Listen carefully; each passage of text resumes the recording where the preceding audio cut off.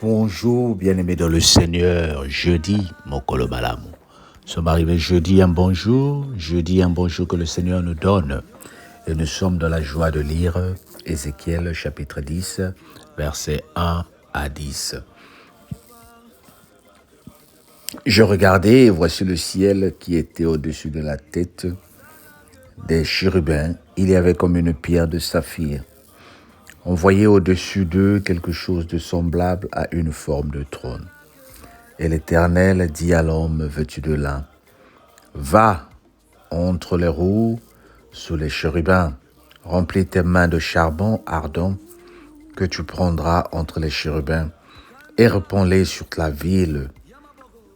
Il y a là devant mes yeux. » Les chérubins étaient à la droite de la maison. Quand l'homme alla, et la nuit remplit le parvis intérieur. La gloire de l'Éternel s'éleva de dessus les chérubins et se dirigea vers le seuil de la maison. La maison fut remplie de la nuée et les parvis furent remplis de la splendeur de la gloire de l'Éternel. Le bruit des ailes des chérubins se fit entendre jusqu'au parvis extérieur, pareil à la voix de Dieu Tout-Puissant lorsqu'il parle. Ainsi l'Éternel donna cet ordre à l'homme vêtu de lin. Prends du feu entre tes roues, entre les chérubins, et cet homme alla se placer près des roues. Alors un chérubin étendit la main entre les chérubins vers le feu qui était entre les chérubins, et il en prit et les mit dans les mains de l'homme vêtu de lin. Et cet homme le prit et sortit. On voyait des chérubins une forme de main d'homme sous leurs ailes. Je regardais et voici il y avait 4 roues près des chérubins, une roue près de chaque chérubin, et les roues avaient l'aspect d'une pierre chrysolite. À leur aspect, toutes les quatre avaient la même forme.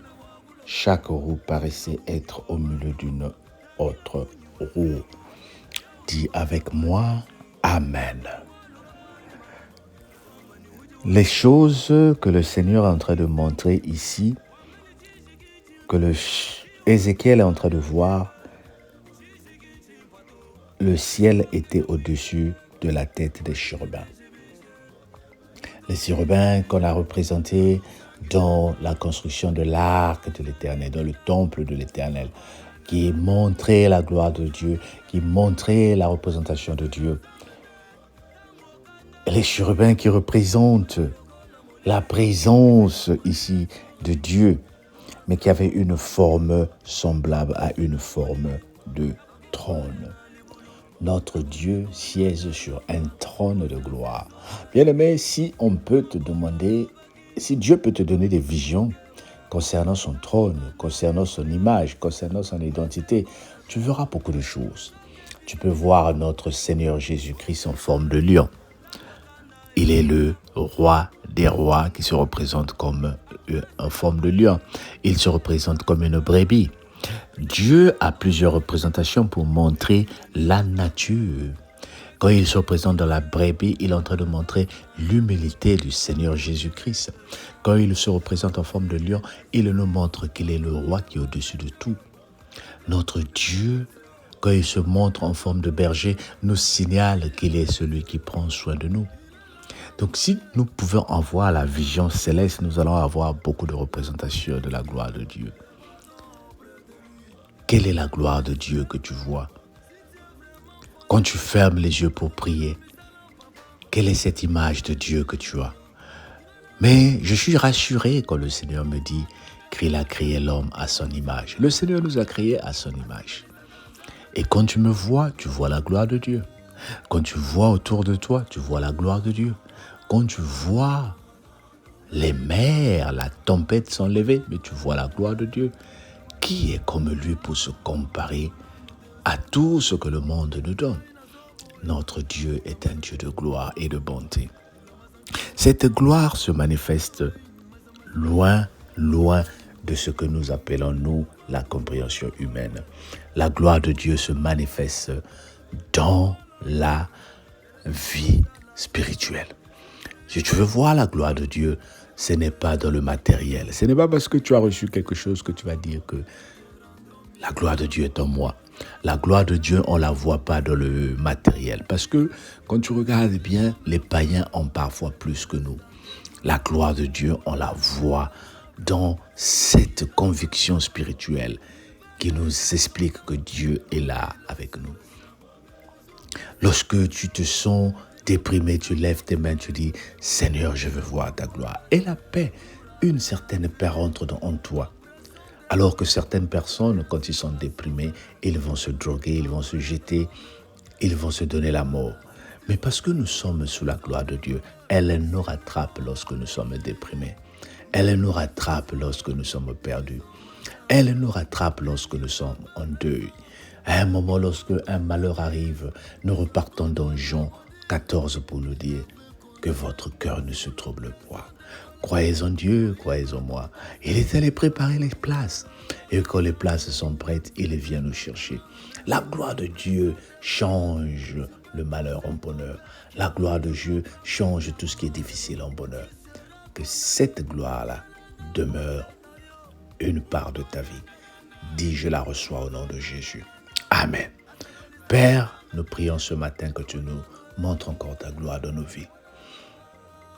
Donne-nous notre gloire dans ta vie. Donne-nous ta gloire dans notre vie, pardon. Au nom de Jésus. À midi, nous voulons prier pour que tout ce que nous avons comme intention de prière se transforme en gloire de Dieu. À midi. Et la nuit, avant de dormir, prie pour que le Seigneur couvre ta couche de la gloire de Dieu. Sois béni au nom de Jésus. On se dit à demain. Bye bye.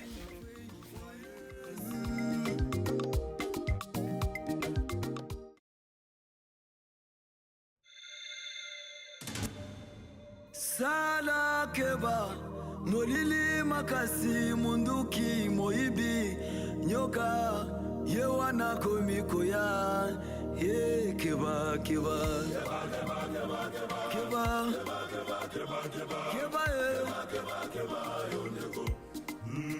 sala keba papa sala keba mama sala keba yondego sala keba papa sala keba mama sala keba yondego keba nakanda keba zima bala kanda yamaboko kanda moninga sala keba okosuka mabe mame sala keba okosuka mabe moninga sala keba okosuka mabe yelele sala keba okosuka mabe. Alléluia, l'homme coléreux n'accomplira jamais. De Dieu. La douleur couche à sa porte, son âme dans la prison. Le malheur couche à sa porte, son cœur dans la prison. Moninga sala keba okosuka mabe yelele sala keba okosuka mabe moninga sala keba okosuka mabe mama sala keba okosuka mabe ye nazaka besabino bakebe bakebe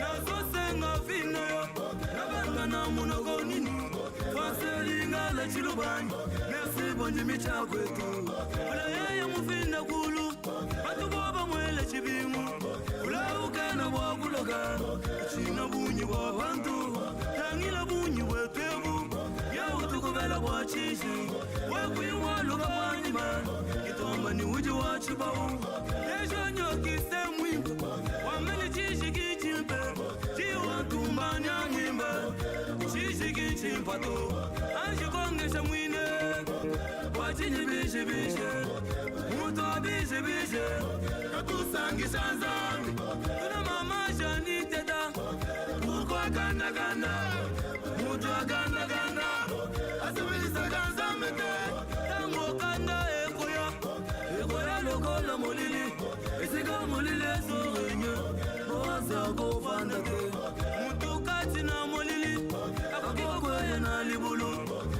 konyata nyoka conscience ezosala te tomapolo alobaki bokebe ntango kanda ekoya mwese kota te nazokebisa bino bokebe ntango kanda ekoya kosumuka te absence ya mwese absence ya nzambe esika nzambe azali te oyenge bene kozala te présence ya mwese présence na nzambe là où Dieu est présent là aussi est la justice. La colère n'est pas un dominant des yeux. Mon Dieu n'est pas coléreux, mais il est heureux. Il est là en colère, abondant en bonté. La bonté du cœur, le pardon auprès de lui. Tel fils, tel père, si tu es vraiment fan de Dieu, ton mon ami salam papa, et puis allez na yo, tu n'as posé na yo. Pourquoi ganda ganda, muto ganda ganda, asabelisa kanzambe te, lo bananu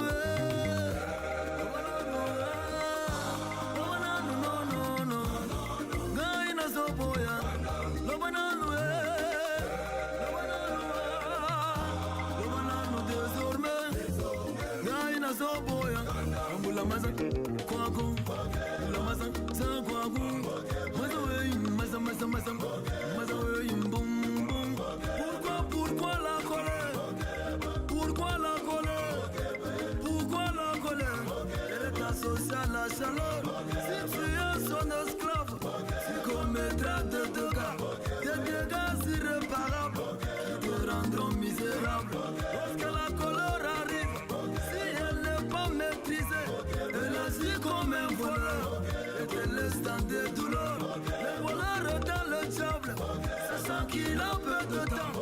Il veut gagner son temps lorsqu'il est sur le champ. Toujours pressé, il a pressé pour tuer, pressé pour voler, pour anéantir. Sous la pression des colères, Caïn tua son frère. La colère de l'homme n'accomplit pas la justice. Sous la pression des colères, Siméon et Lévi, ils ont tué, ils ont massacré, bien qu'ils